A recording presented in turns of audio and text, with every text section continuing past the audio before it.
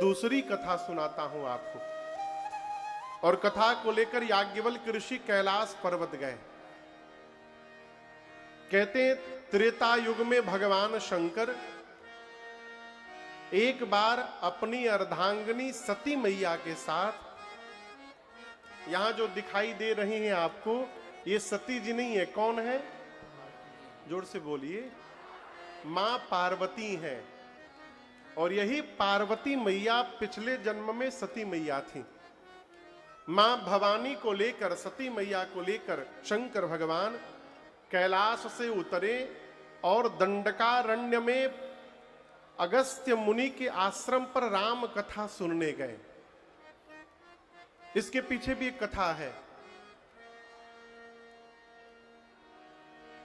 आप में से कोई विंध्याचल का है? विंध्याचल मिर्जापुर के आसपास? हाँ ठीक है, देख लिए। हाँ, वहां विंध्य पर्वत है।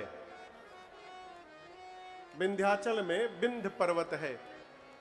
एक बार विंध्य पर्वत इतना विस्तार अपना करने लगे, इतना विस्तार करने लगे कि देवता डर गए कि इतना बढ़ रहे हैं तो आगे क्या होगा। तो सभी धरती पर जितने पर्वत हैं, सभी पर्वतों के गुरु हैं श्री अगस्त्य मुनि। अगस्त्य मुनि काशी में रहते थे। तो देवताओं ने जाकर अगस्त्य मुनि से कहा कि आप अपने शिष्य विंध्य को समझाइए, इतना न बढ़े। अगस्त्य मुनि बोले, देखो उनको समझाने के लिए मुझे काशी छोड़ के जाना पड़ेगा। अब मैं काशी छोड़ के कहीं जाने वाला हूं नहीं, मना कर दिया। तब देवताओं ने भगवान विश्वनाथ से प्रार्थना किया कि आप अपने काशी में बसे इन अगस्त्य मुनि को समझाइए।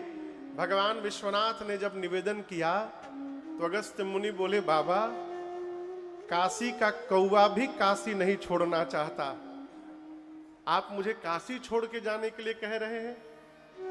तब भगवान शंकर ने कहा कि मेरी आज्ञा है, आप जाइए और मैं वचन देता हूं, आप धरती के जिस कोने में रहिएगा, एक दिन सब परिवार आपके आश्रम पे आऊंगा और बैठ करके आपके मुख से 9 दिनों तक राम कथा को श्रवण करूंगा।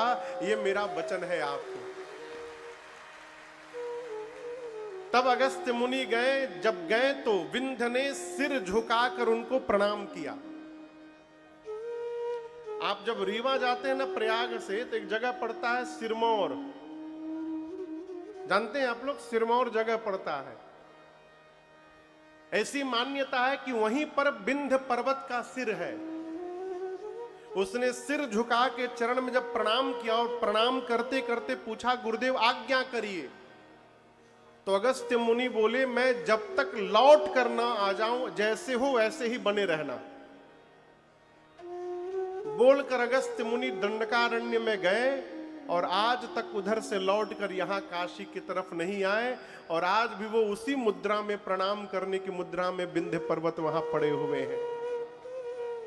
इसी वचन को पूर्ण करने के लिए भगवान शंकर सती मैया के साथ अगस्त्य मुनि के आश्रम में कथा सुनने गए। अगस्त्य मुनि तो देखे तो नाचने लगे।